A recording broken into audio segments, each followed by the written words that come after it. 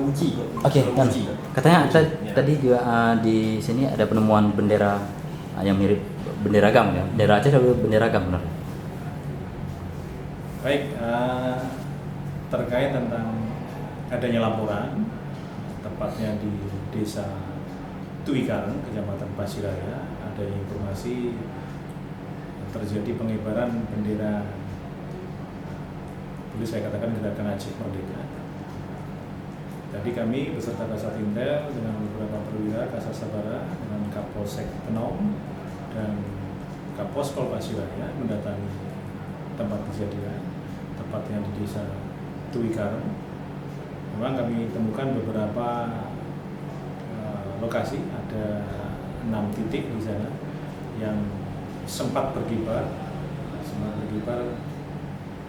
bendera Gerakan Aceh Merdeka.